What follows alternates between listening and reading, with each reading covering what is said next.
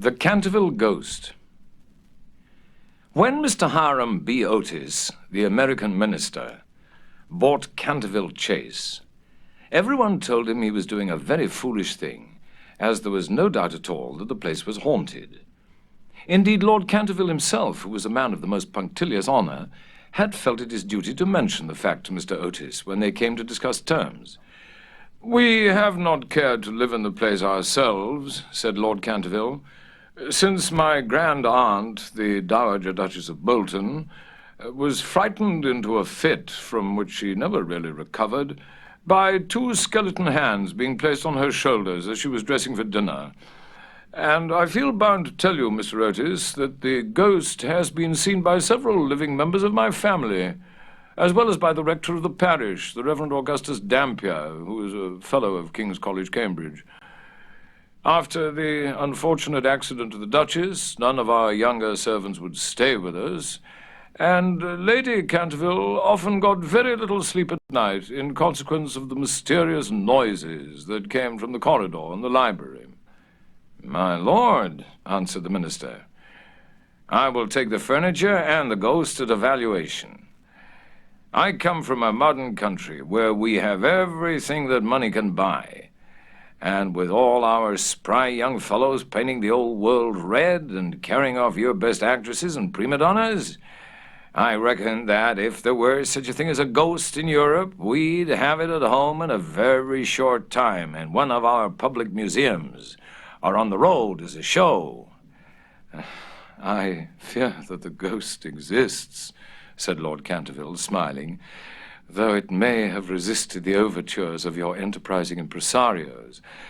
It has been well known for 3 centuries, since 1584, in fact, and always makes its appearance before the death of any member of our family." "Well, so does the family doctor, for that matter, Lord Canterville.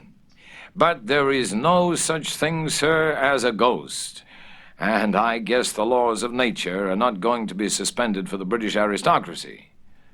"You are certainly very natural in America," answered Lord Canterville, who did not quite understand Mr. Otis's last observation.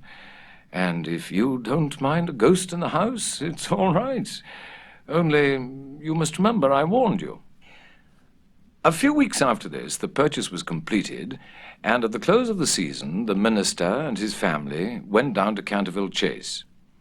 Mrs. Otis, who, as Miss Lucretia R. Tappan of West 53rd Street, had been a celebrated New York belle, was now a very handsome, middle-aged woman with fine eyes and a superb profile.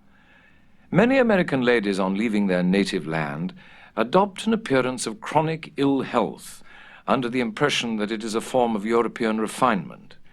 But Mrs. Otis had never fallen into this error. She had a magnificent constitution and a really wonderful amount of animal spirits. Indeed, in many respects, she was quite English, and was an excellent example of the fact that we have really everything in common with America nowadays, except, of course, language. Her eldest son, christened Washington by his parents in a moment of patriotism, which he never ceased to regret, was a fair-haired, rather good-looking young man, who had qualified himself for American diplomacy by leading the German at the Newport Casino for 3 successive seasons, and even in London was well known as an excellent dancer. Gardenias and the peerage were his only weaknesses. Otherwise, he was extremely sensible. Miss Virginia E. Otis was a little girl of 15, lithe and lovely as a fawn, and with a fine freedom in her large blue eyes. She was a wonderful Amazon, and had once raced old Lord Bilton on her pony twice round the park, winning by a length and a half just in front of the Achilles statue, to the huge delight of the young Duke of Cheshire, who proposed for her on the spot, and was sent back to Eton that very night by his guardians in floods of tears. After Virginia came the twins, who were usually called the Stars and Stripes, as they were always getting swished. They were delightful boys, and with the exception of the worthy minister, the only true Republicans of the family. As Canterville Chase is 7 miles from Ascot, the nearest railway station, Mr. Otis had telegraphed for a wagonette to meet them, and they started on their drive in high spirits. It was a lovely July evening, and the air was delicate with the scent of the pine woods. Now and then they heard a wood pigeon brooding over its own sweet voice, or saw, deep in the rustling fern, the burnished breast of the pheasant.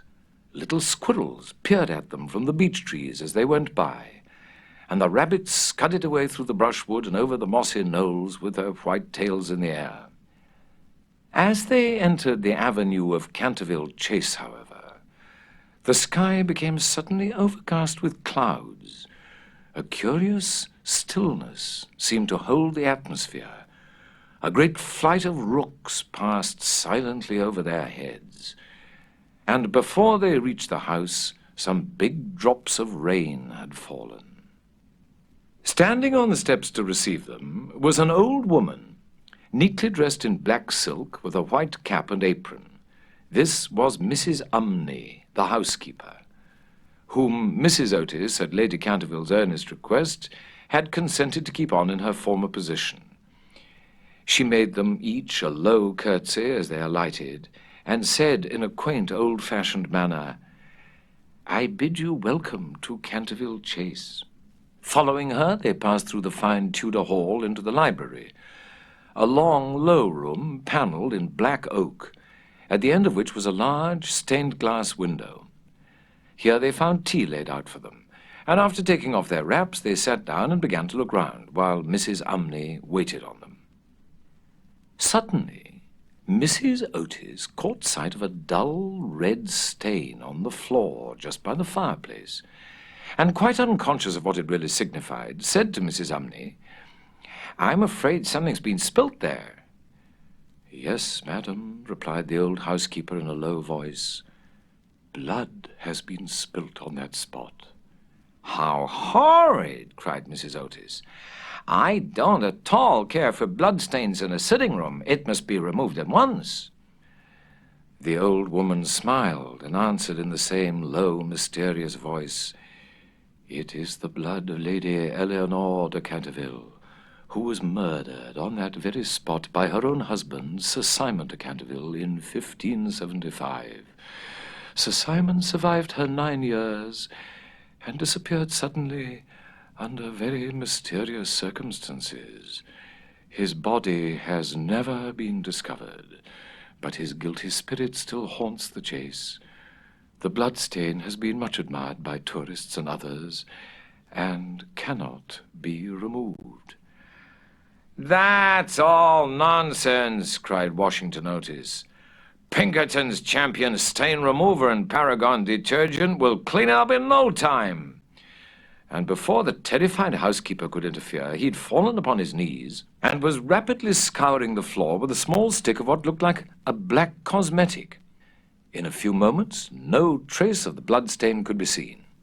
"I knew Pinkerton would do it," he exclaimed triumphantly as he looked round at his admiring family. But no sooner had he said these words than a terrible flash of lightning lit up the somber room. A fearful peal of thunder made them all start to their feet, and Mrs. Umney fainted. "What a monstrous climate," said the American minister calmly as he lit a long cheroot. "I guess the old country's so overpopulated that they haven't enough decent weather for everybody. I have always been of opinion that emigration is the only thing for England." "My dear Hiram," cried Mrs. Otis, "what can we do with a woman who faints?" "Charge it to her like breakages," answered the minister. "She won't faint after that." And in a few moments, Mrs. Umney certainly came to. There was no doubt, however, that she was extremely upset, and she sternly warned Mr. Otis to beware of some trouble coming to the house. "I have seen things with my own eyes, sir," she said, "that would make any Christian's hair stand on end. And many a night I have not closed my eyes in sleep for the awful things that are done here." Mr. Otis, however, and his wife warmly assured the honest soul that they were not afraid of ghosts, and after invoking the blessings of Providence on her new master and making arrangements for an increase of salary, the old housekeeper tottered off to her own room. The storm raged fiercely all that night, but nothing of particular note occurred. The next morning, however, when they came down to breakfast, they found the terrible stain of blood once again on the floor. "I don't think it can be the fault of the Paragon detergent," said Washington, "for I've tried it with everything. It must be the ghost." He accordingly rubbed out the stain a second time, but the second morning it appeared again. The third morning also it was there, though the library had been locked up at night by Mr. Otis himself and the key carried upstairs. The whole family were now quite interested. Mr. Otis began to suspect that he had been too dogmatic in his denial of the existence of ghosts. Mrs. Otis expressed her intention of joining the Psychical Society, and Washington prepared a long letter to Messrs. Myers and Podmore on the subject of the permanence of sanguineous stains when connected with crime. That night all doubts about the objective existence of phantasmata were removed forever. The day had been warm and sunny, and in the cool of the evening the whole family went out for a drive. They did not return home till 9 o'clock, when they had a light supper. The conversation in no way turned upon ghosts, so there were not even those primary conditions of receptive expectation which so often precede the presentation of psychical phenomena. The subjects discussed, as I have since learned from Mr. Otis, were merely such as form the ordinary conversation of cultured Americans of the better class, such as the immense superiority of Miss Fanny Davenport over Sarah Bernhardt as an actress, the difficulty of obtaining green corn, buckwheat cakes, and hominy, even in the best English houses, the importance of Boston in the development of the world's soul, the advantages of the baggage check system in railway traveling, and the sweetness of the New York accent as compared to the London drawl. No mention at all was made of the supernatural, nor was Sir Simon de Canterville alluded to in any way. At 11 o'clock the family retired, and by past all the lights were out. Some time after, Mr. Otis was awakened by a curious noise in the corridor outside his room. It sounded like the clank of metal, and seemed becoming nearer every moment. He got up at once and struck a match, and looked at the time. It was exactly 1 o'clock. He was quite calm, and felt his pulse, which was not at all feverish. The strange noise still continued, and with it he heard distinctly the sound of footsteps.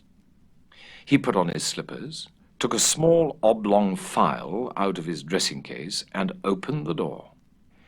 Right in front of him he saw, in the wan moonlight, an old man of terrible aspect. His eyes were as red burning coals. Long grey hair fell over his shoulders in matted coils. His garments, which were of antique cut, were soiled and ragged, and from his wrists and ankles hung heavy manacles and rusty gyves. "My dear sir," said Mr. Otis, "I really must insist on your oiling those chains, and have brought you, for that purpose, a small bottle of the Tammany Rising Sun Lubricator. It is said to be completely efficacious upon one application, and there are several testimonials to that effect on the wrapper from some of our most eminent native divines. I shall leave it here for you by the bedroom candles, and will be happy to supply you with more should you require it." With these words, the United States minister laid the bottle down on a marble table, and, closing his door, retired to rest. For a moment, the Canterville ghost stood quite motionless in natural indignation.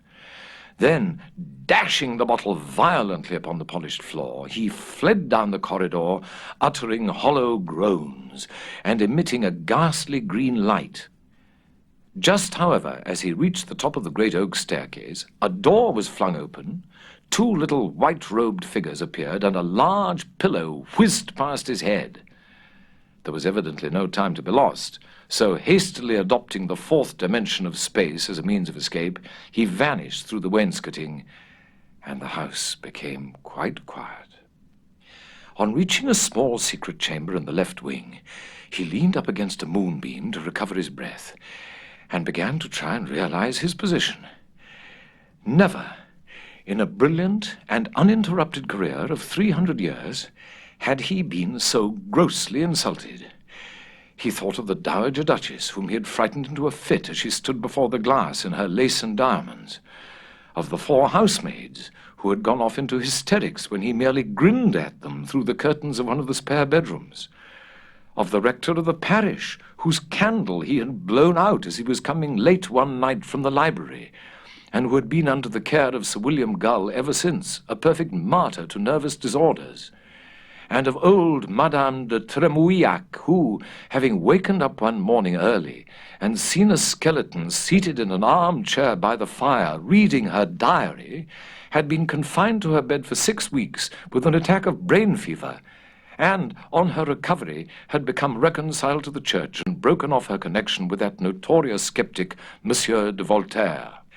He remembered the terrible night when the wicked Lord Canterville was found choking in his dressing-room, with the knave of diamonds halfway down his throat, and confessed, just before he died, that he had cheated Charles James Fox out of £50,000 at Crockford's by means of that very card, and swore that the ghost had made him swallow it. All his great achievements came back to him again, from the butler who had shot himself in the pantry because he had seen a green hand tapping at the window pane, to the beautiful Lady Stutfield, who was always obliged to wear a black velvet band round her throat to hide the mark of 5 fingers burnt upon her white skin, and who drowned herself at last in the carp pond at the end of the King's Walk. With the enthusiastic egotism of the true artist, he went over his most celebrated performances, and smiled bitterly to himself as he recalled to mind his last appearance as Red Reuben, or the Strangled Babe, his debut as Gaunt Gibeon, the bloodsucker of Bexley Moor, and the furore he had excited one lovely June evening by merely playing 9-pins with his own bones upon the lawn tennis ground. And after all this, some wretched modern Americans were to come and offer him the Rising Sun lubricator and throw pillows at his head? It was quite unbearable. Besides, no ghosts in history had ever been treated in this manner.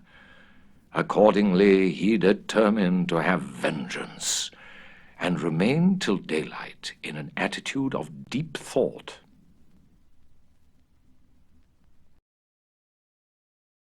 The next morning, when the Otis family met at breakfast, they discussed the ghost at some length.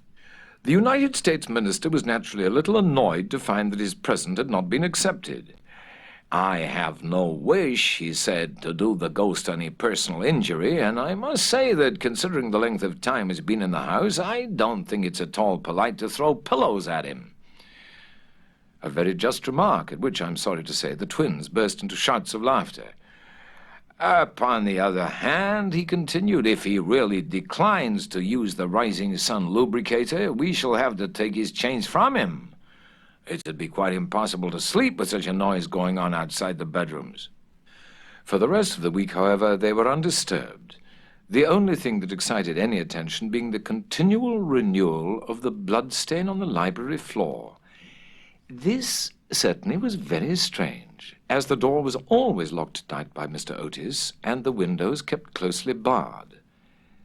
The chameleon-like colour also of the stain excited a good deal of comment. Some mornings it was a dull, almost Indian red. Then it would be vermilion, then a rich purple. And once, when they came down for family prayers, according to the simple rites of the Free American Reformed Episcopalian Church, they found it a bright emerald green. These kaleidoscopic changes naturally amused the party very much, and bets on the subject were freely made every evening. The only person who did not enter the joke was little Virginia, who, for some unexplained reason, was always a good deal distressed at the sight of the bloodstain, and very nearly cried the morning it was emerald green. The second appearance of the ghost was on Sunday night. Shortly after they had gone to bed, they were suddenly alarmed by a fearful crash in the hall. Rushing downstairs, they found that a large suit of old armor had become detached from its stand and had fallen on the floor, while, seated in a high-backed chair, was the Canterville ghost, rubbing his knees with an expression of acute agony on his face. The twins, having brought their pea-shooters with them, at once discharged 2 pellets on him with that accuracy of aim which can only be attained by long and careful practice on a writing master, while the United States minister covered him with his revolver and called upon him, in accordance with Californian etiquette, to hold up his hands. The ghost started up with a wild shriek of rage and swept through them like a mist, extinguishing Washington Otis's candle as he passed, and so leaving them all in total darkness. On reaching the top of the staircase, he recovered himself, and determined to give his celebrated peal of demoniac laughter. This he had on more than one occasion found extremely useful. It was said to have turned Lord Raker's wig grey in a single night, and had certainly made 3 of Lady Canterville's French governesses give warning before their month was up. He accordingly laughed his most horrible laugh till the old vaulted roof rang and rang again. But hardly had the fearful echo died away when a door opened and Mrs. Otis came out in a light blue dressing gown. "I am afraid you are far from well," she said, "and have brought you a bottle of Dr. Dubell's tincture. If it is indigestion, you will find it a most excellent remedy." The ghost glared at her in fury, and began at once to make preparations for turning himself into a large black log, an accomplishment for which he was justly renowned, and to which the family doctor always attributed the permanent idiocy of Lord Canterville's uncle, the Honourable Thomas Horton. The sound of approaching footsteps, however, made him hesitate in his fell purpose, so he contented himself with becoming faintly phosphorescent, and vanished with a deep churchyard groan, just as the twins had come up to him. On reaching his room, he entirely broke down, and became a prey to the most violent agitation. The vulgarity of the twins, the gross materialism of Mrs. Otis, were naturally extremely annoying. But what really distressed him most was that he had been unable to wear the suit of mail. He had hoped that even modern Americans would be thrilled by the sight of a spectre in armor, if for no more sensible reason, at least out of respect for their national poet Longfellow, over whose graceful and attractive poetry he himself had whiled away many a weary hour when the Cantervilles were up in town. Besides, it was his own suit. He had worn it with great success at the Kenilworth tournament, and been highly complimented on it by no less a person than the Virgin Queen herself. Yet, when he had put it on, he had been completely overpowered by the weight of the huge breastplate and steel casque, and had fallen heavily on the stone pavement, barking both his knees severely, and bruising the knuckles of his right hand. For some days after this he was extremely ill, and hardly stirred out of his room at all, except to keep the blood stain in proper repair. However, by taking great care of himself, he recovered, and resolved to make a 3rd attempt to frighten the United States minister and his family. He selected Friday, the 17th of August, for his appearance, and spent most of that day in looking over his wardrobe, ultimately deciding in favor of a large slouched hat with a red feather, a winding sheet frilled at the wrists and neck, and a rusty dagger. Towards evening, a violent storm of rain came on, and the wind was so high that all the windows and doors in the old house shook and rattled. In fact, it was just such weather as he loved. His plan of action was this. He was to make his way quietly to Washington Otis's room, gibber at him from the foot of the bed, and stab himself 3 times in the throat to the sound of slow music. He bore Washington a special grudge, being quite aware that it was he who was in the habit of removing the famous Canterville bloodstain by means of Pinkerton's Paragon detergent. Having reduced the reckless and foolhardy youth to a condition of abject terror, he was then to proceed to the room occupied by the United States minister and his wife, and there to place a clammy hand on Mrs. Otis's forehead, while he hissed into her trembling husband's ear the awful secrets of the charnel house. With regard to little Virginia, he had not quite made up his mind. She had never insulted him in any way, and was pretty and gentle. A few hollow groans from the wardrobe, he thought, would be more than sufficient. Or, if that failed to wake her, he might grabble at the counterpane with palsy-twitching fingers. As for the twins, he was quite determined to teach them a lesson. The first thing to be done was, of course, to sit upon their chests so as to produce the stifling sensation of nightmare. Then, as their beds were quite close to each other, to stand between them in the form of a green, icy, cold corpse till they became paralyzed with fear, and finally to throw off the winding sheet and crawl round the room with white bleached bones and one rolling eyeball in the character of Dumb Daniel or the Suicide Skeleton, a role in which he had on more than one occasion produced a great effect, and which he considered quite equal to his famous part of Martin the Maniac or the Masked Mystery. At 10:30, he heard the family going to bed. For some time he was disturbed by wild shrieks of laughter from the twins, who, with the light-hearted gaiety of schoolboys, were evidently amusing themselves before they retired to rest. But at 11:15 all was still, and as midnight sounded, he sallied forth. The owl beat against the window panes, the raven croaked from the old yew tree, and the wind wandered moaning round the house like a lost soul. But the Otis family slept, unconscious of their doom, and high above the rain and storm he could hear the steady snoring of the minister for the United States.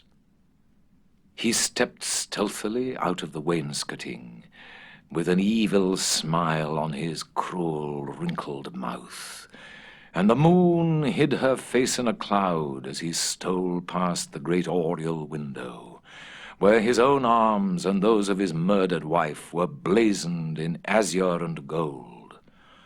On and on he glided like an evil shadow, the very darkness seeming to loathe him as he passed. Once he thought he heard something call and stopped, but it was only the baying of a dog from the Red Farm, and he went on, muttering strange 16th century curses, and ever and anon brandishing the rusty dagger in the midnight air. Finally, he reached the corner of the passage that led to luckless Washington's room. For a moment he paused there, the wind blowing his long grey locks about his head, and twisting into grotesque and fantastic folds the nameless horror of the dead man's shroud.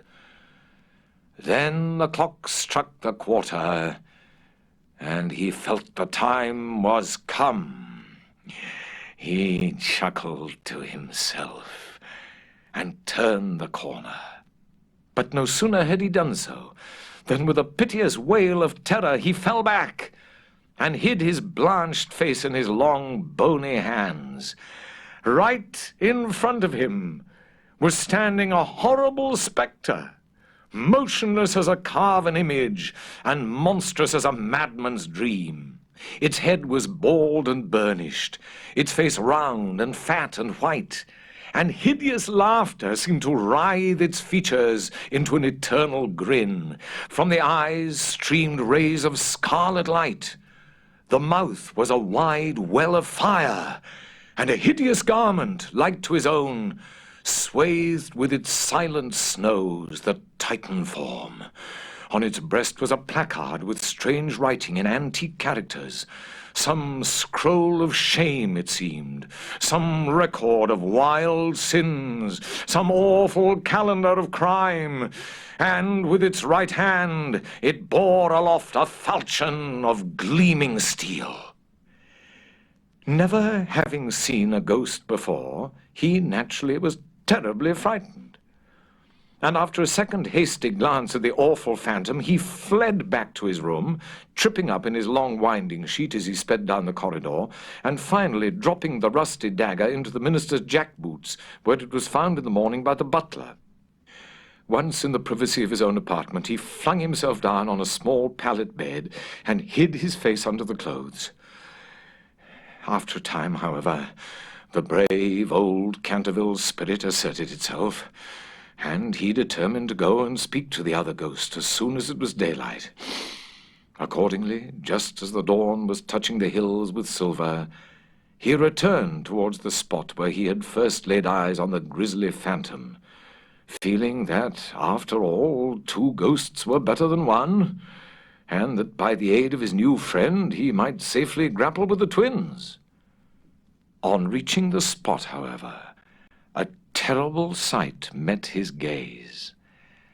Something had evidently happened to the spectre, for the light had entirely faded from its hollow eyes. The gleaming falchion had fallen from its hand, and it was leaning up against the wall in a strained and uncomfortable attitude. He rushed forward and seized it in his arms, when, to his horror, the head slipped off and rolled on the floor. The body assumed a recumbent posture, and he found himself clasping a white dimity bed curtain with a sweeping brush, a kitchen cleaver, and a hollow turnip lying at his feet. Unable to understand this curious transformation, he clutched the placard with feverish haste, and there, in the grey morning light, he read these fearful words: "Ye Otis ghost, ye only true and original spook, beware of ye imitations, all others are counterfeit." The whole thing flashed across him. He had been tricked, foiled, and outwitted. The old Canterville look came into his eyes. He ground his toothless gums together, and raising his withered hands high above his head, swore, according to the picturesque phraseology of the antique school, that when Chanticleer had sounded twice his merry horn, deeds of blood would be wrought, and murder walk abroad with silent feet. Hardly had he finished this awful oath when, from the red-tiled roof of a distant homestead, a cock crew. He laughed a long, low, bitter laugh, and waited. Hour after hour he waited, but the cock, for some strange reason, did not crow again. Finally, at 7:30, the arrival of the housemaids made him give up his fearful vigil, and he stalked back to his room, thinking of his vain hope and baffled purpose. There he consulted several books of ancient chivalry, of which he was exceedingly fond, and found that on every occasion on which his oath had been used, Chanticleer had always crowed a second time. "Perdition seize the naughty fowl," he muttered. "I have seen the day when, with my stout spear, I would have run him through the gorge and made him crow for me, and 'twere in death." He then retired to a comfortable lead coffin and stayed there till evening.